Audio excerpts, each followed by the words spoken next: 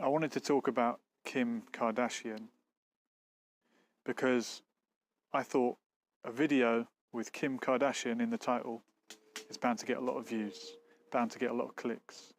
Because usually I upload videos talking about politics or religion or what's happening in the Middle East and Yemen. But I'm sure a video with Kim Kardashian in the title, well, it'll get a few more clicks, that's for sure. And probably a lot of dislikes from people who came here and expected something else. But don't go away. If you clicked on it to see Kim Kardashian and you're disappointed to see me, don't go away.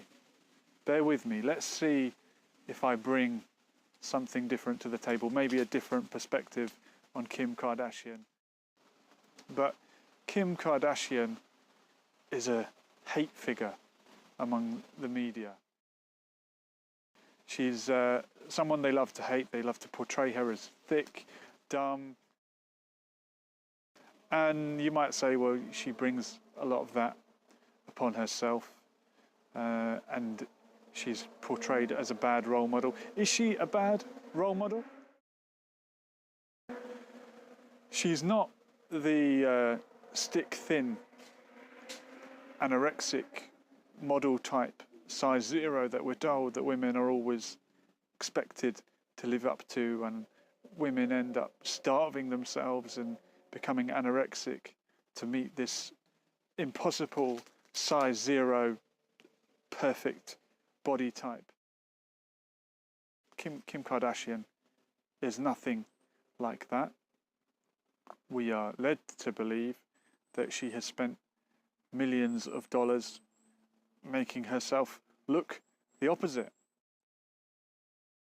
And I was reading online yet again another story about a transgender teen. That's another video that had a lot of views when I spoke about transgenderism. But I saw a transgender teen had spent £19,000 to look like Kim Kardashian. So that's not a good thing. It's not a positive if people are spending thousands of pounds to look like someone else. You should be happy with who you are. And Kim Kardashian is someone who exudes confidence, and you would imagine that she was happy with who she is and how she looks, although not perhaps if she spent thousands of pounds on plastic surgery.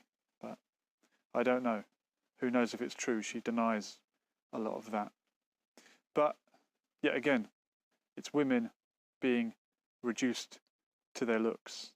And Kim Kardashian is more than just a page in a magazine, more than her Instagram. And occasionally she has stepped out of line and spoken out about political matters, and she met with Donald Trump recently. She went to the White House, the pair of them met up to speak about prison reform, and you'd think you could find a more intelligent person to speak to about prison reform than Donald Trump. You see what I did there? Yeah, so she met up with Donald Trump and they spoke about prison reform, and she successfully got a 63-year-old grandmother released who had been spending a life sentence in prison for the last 20 years for trafficking cocaine.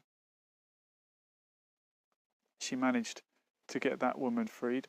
So there's a positive. There's another good thing she did. It's not all hashtag selfies and intimate videos released online.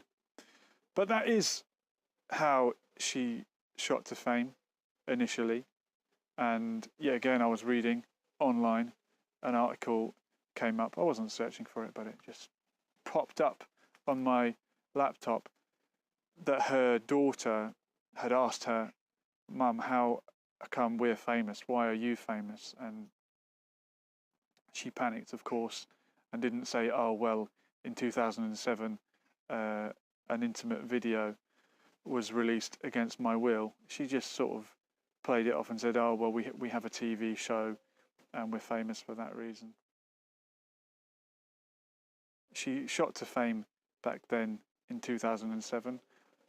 Maybe I can shoot to fame now by uploading a video with her name in it. But fame, it's only what you do with it. And I think at times she has done something with her fame, with her notoriety. In 2014, she was again criticised for wading in to politics, and what would she know about such and such a situation? When on Twitter she spoke out against what was happening in the Armenian town of Kasab in northern Syria, where Islamist rebels and Turkish forces had invaded and were desecrating the town, and she used the hashtag Save Kasab, and people criticised her and said, oh, you don't know what you're talking about and you're part of the Bashar al-Assad propaganda. So whenever someone like Kim Kardashian wades in on an issue and they step out of the mainstream narrative, they are going to be heavily criticised. If she'd come out with hashtag Free Syria and supporting the rebels like the mainstream media were back then and like the Western narrative was, it would probably be, yeah, good on her, well done. You're doing your bit for the humanitarian work. But because she was on the other side and deemed to be on the side of Bashar al-Assad and the Syrian government, although in fact she was just showing allegiance to the Armenian population in the north of Syria, who she would regard as her people. Kim Kardashian is of a mixed background. Here's another issue that we can bring up. She's of a mixed heritage, and on her father's side, she is Armenian, and she has never forgotten her roots. She has spoken in commemoration of the Armenian genocide, 1.5 million, the first genocide of the 20th century. And this is a forgotten genocide. We hear a lot about other genocides that happened throughout the 20th century, and so we should.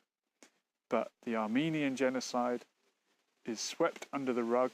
Yet again, it's about an agenda thing. And because Turkey has been an ally of the West, and because Turkey will never ever accept the Armenian genocide, for that reason, people are reluctant even to use the word Armenian genocide.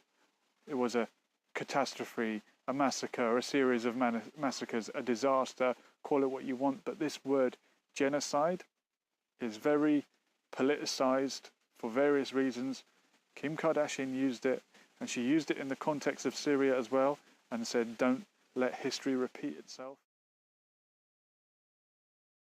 Don't let the Armenian genocide happen again. And she was slated for it and told, oh, you're just buying into Assad propaganda.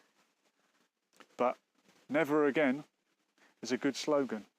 And it shouldn't just apply to the Holocaust with a capital H, but all the Holocaust, all the genocides from Armenia to Rwanda, and sadly, there's been many in the 20th century. And let's hope there are no more in the 21st century, although there are several unfolding now, right under our noses. So, Kim Kardashian, a role model? Possibly. She is of a mixed background herself and married to a black man, raising a mixed race or dual heritage family.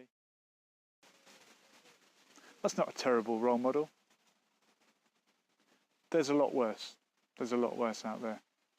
Anyway, I hope you enjoyed my take on Kim Kardashian. I'm sure it was a huge disappointment for some of you, and for others it may have been a welcome surprise. Feel free to like, dislike, comment, whatever.